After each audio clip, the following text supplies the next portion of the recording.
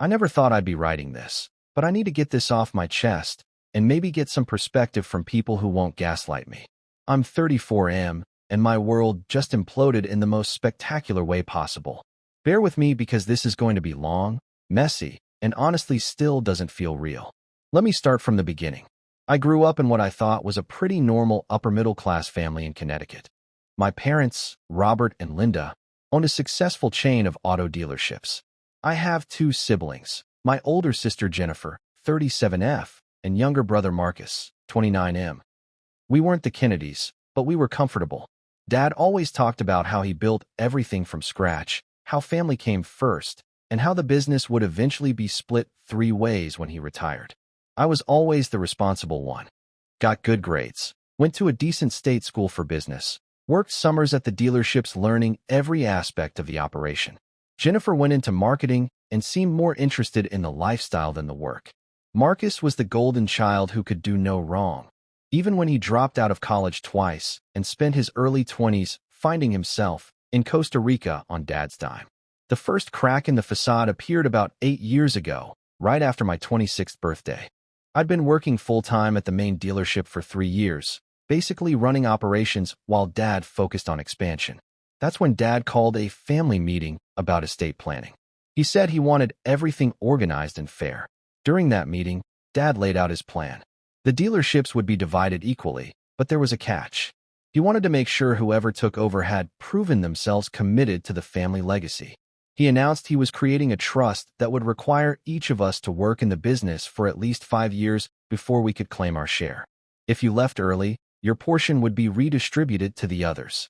I remember Jennifer immediately complaining. She said, "That's not fair, Dad. I have my own career."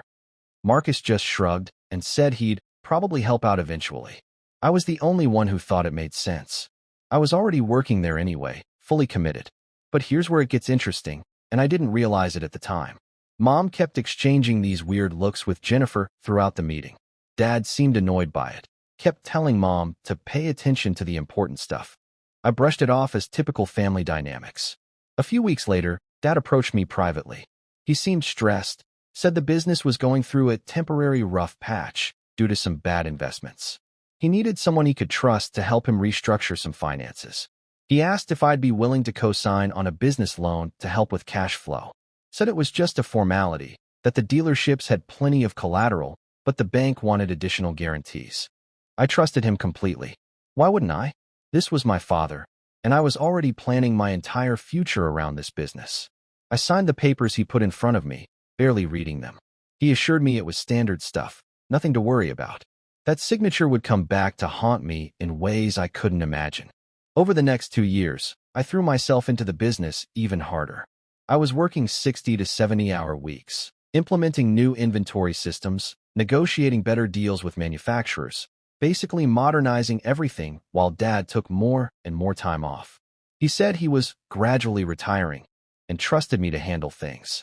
Jennifer rarely came around except for family dinners and holidays. She'd married some hedge fund guy named Blake and was living in Manhattan, posting Instagram photos of their perfect life. Marcus finally came back from Costa Rica, and Dad got him a nominal position as brand consultant, whatever that meant.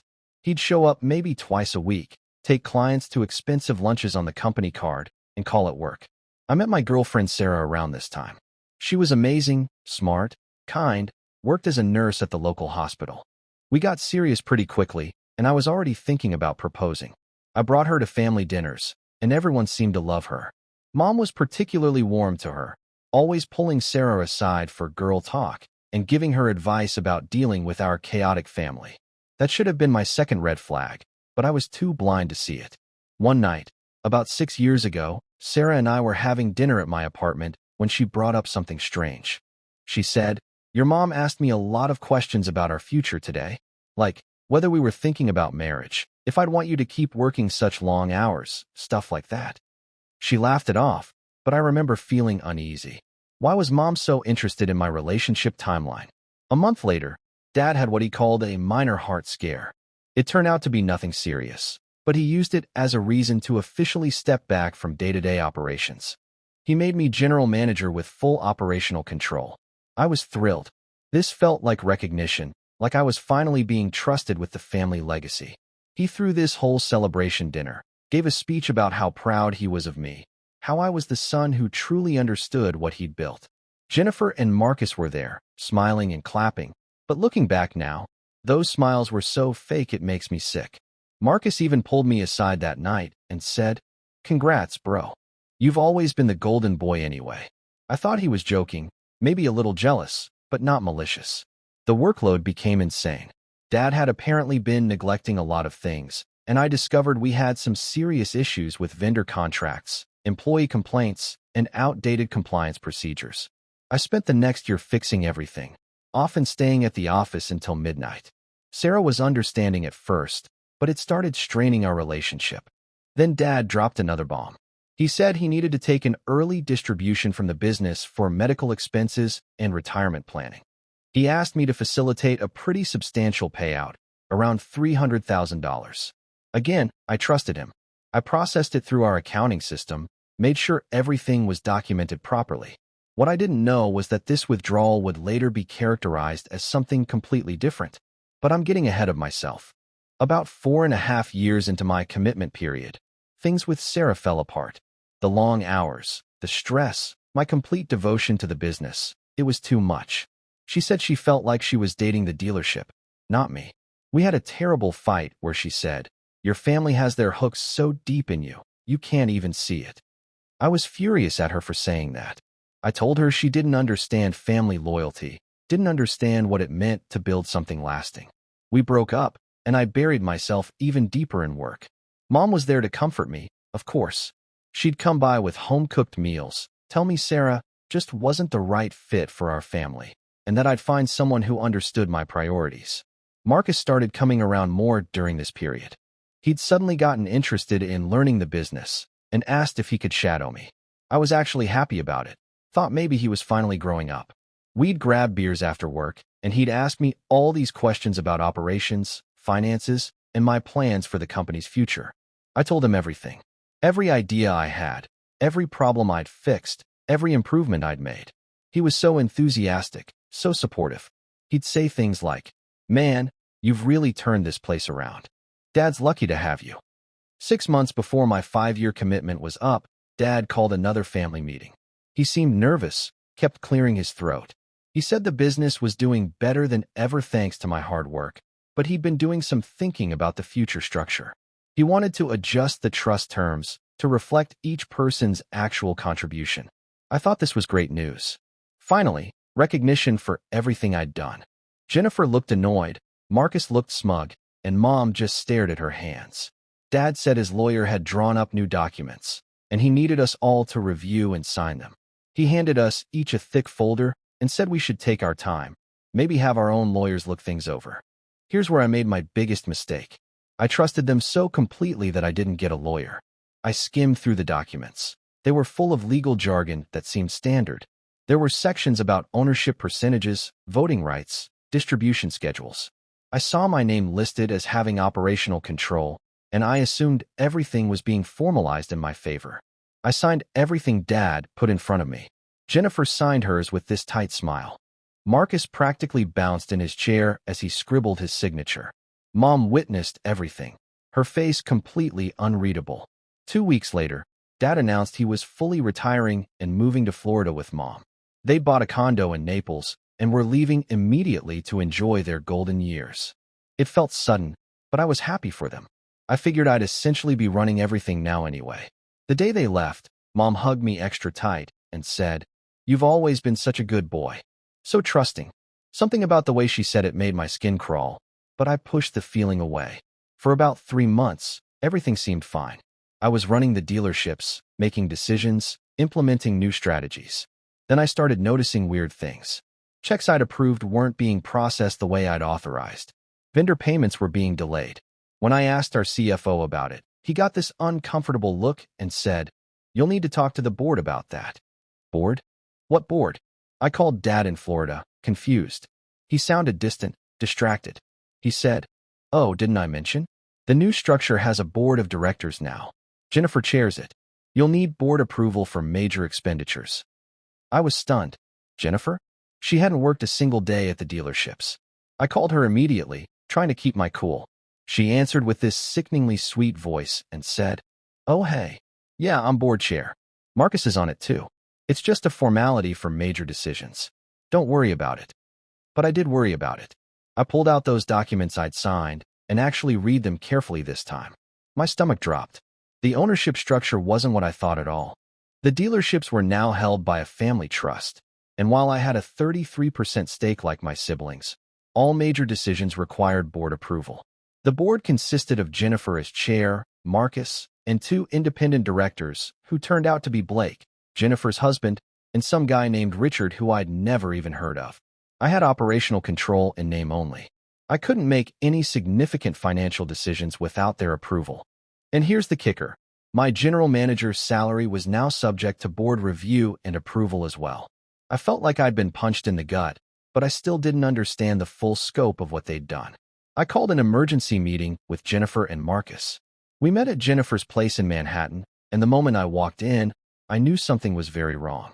They were both sitting there with Blake, and they all had these matching expressions of fake concern. I said, "What the hell is going on? Those documents you had me sign completely changed everything.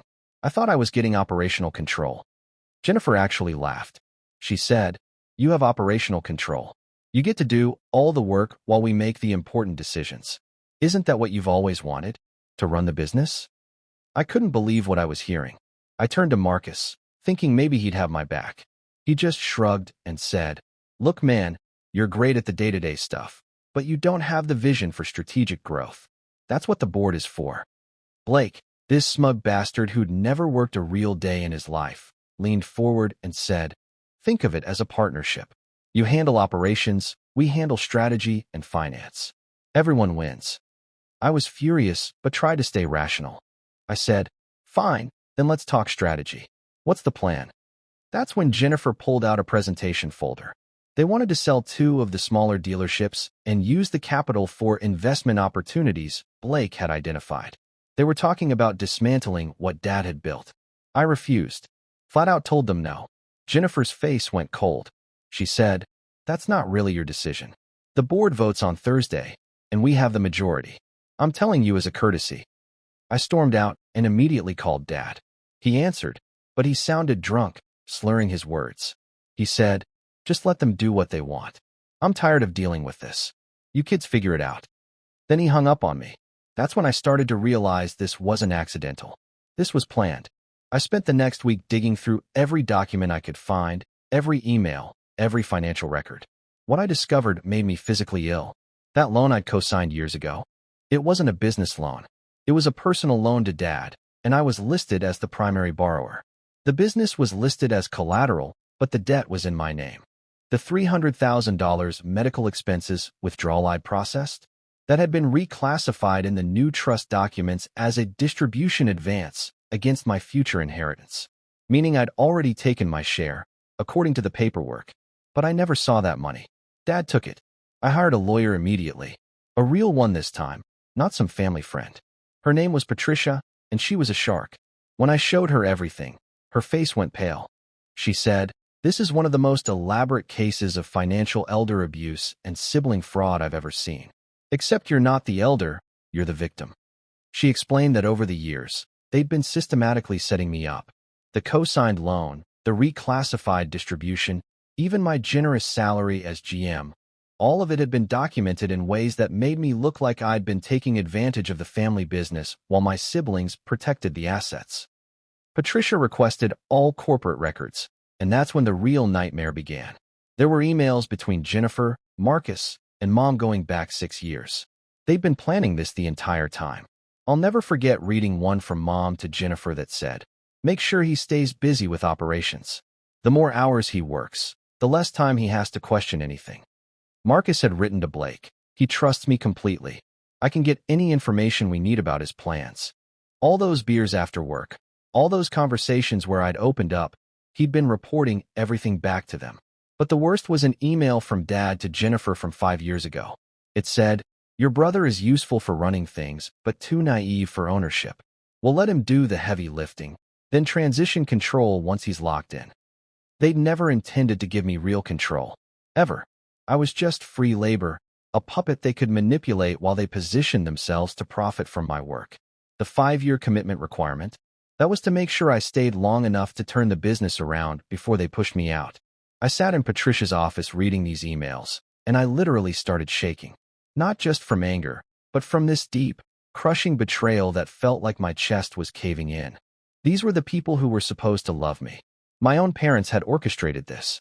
Patricia said, "We need to move fast. They're going to try to force you out now that the business is profitable again." That board vote about selling the dealerships? That's step one. They'll liquidate assets, take their profits, and then blame any remaining debt on you because your name is on that loan. She was right. 2 days later, I received a certified letter from Jennifer, writing in her capacity as board chair. They were voting to terminate my position as general manager, citing concerns about financial management and unauthorized expenditures. They were going to fire me from the business I'd rebuilt. The unauthorized expenditures? Normal operational costs that I'd approved as GM, which they were now claiming exceeded my authority. They were manufacturing a paper trail to justify pushing me out and potentially even suing me for mismanagement. I was devastated but also furious. Patricia filed an emergency injunction to stop the board vote and began preparing a lawsuit for fraud, breach of fiduciary duty, and about 10 other charges.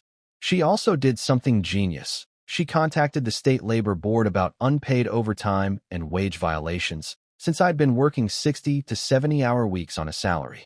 The injunction hearing was my first face-to-face confrontation with all of them in a legal setting. Mom and Dad flew back from Florida, looking tanned and relaxed like they were on vacation. Jennifer showed up in a power suit with Blake and their attorney. Marcus actually had the nerve to try to hug me in the courthouse hallway. I literally pushed him away and said, "Don't ever touch me again." In the hearing, their lawyer argued that I was a disgruntled employee upset about normal corporate governance. Our lawyer presented the emails. I watched the color drain from Jennifer's face. Marcus kept whispering frantically to their attorney. Mom stared straight ahead like a statue, and Dad wouldn't even look at me. The judge granted our injunction and ordered a full forensic audit of the business and trust. He said, "This court takes allegations of fraud within family businesses very seriously. No actions will be taken regarding Mr. Peterson's employment or the dealership assets until this matter is thoroughly investigated." Outside the courthouse, I finally confronted them directly. I walked right up to Dad and said, "How could you do this to me? I gave you everything. I trusted you." He had the audacity to look annoyed. He said, "You're being dramatic. This is business. You'll get your share eventually." I lost it. I said, "My share? You set me up. You made me co-sign a loan that was never for the business. You took money and blamed it on me. You all planned this for years." Mom finally spoke up. Her voice was ice cold. She said, "You were always so eager to please, so desperate to prove yourself. We gave you that opportunity. You should be grateful." Grateful? My own mother told me I should be grateful for being conned and betrayed. Jennifer stepped forward and said, "You know what your problem is? You think being a hard worker makes you special. It doesn't. You're just a useful idiot who did exactly what we needed you to do. Dad built this business, not you. You were just maintaining it." Marcus, trying to play peacemaker, said, "Come on, let's all calm down. Maybe we can work something out privately." I turned to him with pure disgust and said, "You pretended to be my friend. You used everything I told you against me. You're the worst kind of snake." He actually had the nerve to look hurt. He said, "I'm still your brother." I said, "No, you're not. None of you are my family anymore." The forensic audit took 3 months, and what it uncovered was even worse than I'd imagined. That $300,000 wasn't the only money Dad had taken. Over the years, he'd siphoned off nearly $800,000 through various consulting fees, retirement distributions, and management bonuses, all of which had been documented as advances against my inheritance specifically, even though I never received a penny. Jennifer and Blake had been using dealership funds to invest in Blake's hedge fund, showing paper losses to justify lower valuations while they profited personally. Marcus had been charging personal expenses to the company card for years, trips, restaurants, even rent on an apartment in Miami. The loan I'd co-signed? Dad had defaulted on payments, and the bank was preparing to come after me personally for $400,000 plus interest. My credit was already destroyed, I just hadn't known it. Patricia said we had an ironclad case for fraud. But here's where it got complicated. If we pursued criminal charges, Dad could face prison time. He was 68 years old. Part of me wanted to see him rot in jail. But another part of me, the part that remembered fishing trips and baseball games, hesitated. Patricia saw me wavering and said, "Don't let nostalgia cloud your judgment. Those memories were real to you, but to them, you were always just an asset to exploit." I decided to push forward with everything. Criminal referrals, civil suits, the works. But before we could file, Jennifer reached out through her attorney requesting a settlement meeting. Patricia advised against it, but I agreed. I wanted to hear what they possibly thought they could say to make this right. We met in a neutral conference room. Jennifer, Marcus, Mom, and Dad on one side with their legal team. Me and Patricia on the other. The tension was suffocating. Their lead attorney started with some corporate speak about resolving this unfortunate misunderstanding, but I cut him off. I said, "There's no misunderstanding. You all conspired to defraud me. You manipulated me for years, stole from the business, and destroyed my credit. The only question is what happens next." Dad finally spoke up. His voice was weak, shaky. He said, "I never meant for it to go this far. It just evolved. The business had problems, and I made bad decisions. Your mother and sister convinced me this was the best way to protect the family assets." Mom shot him a glare that could have melted steel. Jennifer jumped in, saying, "That's not what happened. Dad, don't say another word." But the damage was done. He'd just admitted on record that this was planned. Their attorney called for a recess. When we reconvened 30 minutes later, they had a settlement offer. They'd buy out my shares for $1. $2 million, clear the loan from my name, and agree not to pursue any claims against me for the supposed unauthorized expenditures. Patricia immediately said it was insulting. Based on the forensic audit, my shares alone were worth at least $2. $5 million, and that didn't account for the stolen funds, the unpaid overtime, or the emotional damages. She demanded $4 million plus a public admission of wrongdoing. Jennifer laughed. Actually laughed. She said, "You'll never get that. We'll drag this out in court for years. You'll spend everything you have on legal fees, and we have deeper pockets." I looked at each of them. Dad couldn't meet my eyes. Mom's face was blank, emotionless. Marcus looked uncomfortable, but stayed silent. Jennifer was defiant, almost proud. These people felt no remorse. They'd calculated that their betrayal was worth it, that I'd eventually give up or settle for scraps.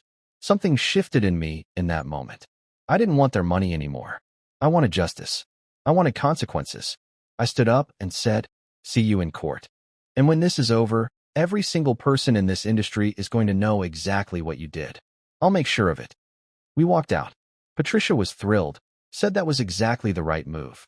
Over the next 6 months, we filed everything. Criminal fraud charges against Dad, Jennifer, and Marcus. Civil suits for breach of fiduciary duty, conversion, and fraud. We also filed complaints with the State Automotive Dealer Licensing Board about the financial irregularities. The criminal case moved slowly, but the licensing board investigation moved fast. They suspended the dealership licenses pending investigation, which meant the business basically had to shut down operations. Jennifer freaked out, called me screaming that I was destroying the family legacy out of spite. I said, "You destroyed it when you decided to steal from it. This is just accountability." The case went to trial 8 months ago. The prosecution had the emails, the forensic audit, testimony from the company's CFO who admitted he'd been pressured to falsify records, and my testimony about the systematic deception. Dad took a plea deal, 5 years probation, full restitution, and permanent ban from operating any automotive business. He avoided prison, but barely.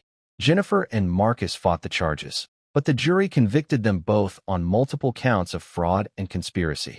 Jennifer got 18 months in federal prison and a $500,000 fine. Marcus got 1 year in community service. Mom was never charged criminally, but she lost everything in the civil judgments. The dealerships were liquidated to pay restitution and legal fees. After everything was settled, I walked away with about $3. $1 million, less than I deserved, but more than they wanted me to have. Blake divorced Jennifer while she was in prison. Dad and Mom lost their Florida condo. Marcus had to move back in with them in a small rental house. The whole thing broke me in ways I'm still processing.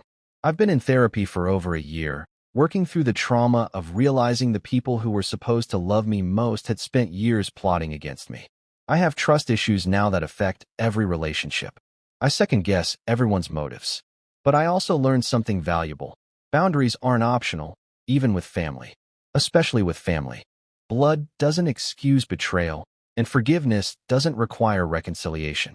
I haven't spoken to any of them since the trial. Jennifer sent a letter from prison trying to apologize, blaming everything on Blake's influence and her own mistakes. I burned it without reading past the first paragraph. Marcus texts occasionally, saying he wants to repair our relationship. I block every new number. Sometimes people ask if I regret destroying the family business and sending my siblings to prison. The answer is no. They destroyed the family long before I sought justice. I just made sure there were consequences. To anyone reading this in a similar situation, document everything, trust your instincts, and don't let family ties keep you from protecting yourself. The people who truly love you won't exploit your loyalty. And if they do, they were never your family to begin with. I'm rebuilding now. Started my own consulting business, helping other family-owned companies avoid the kind of fraud that destroyed mine. It's poetic in a way. They tried to use me and throw me away, but I survived. I'm stronger, wiser, and finally free. Karma didn't just catch up with them. It ran them over.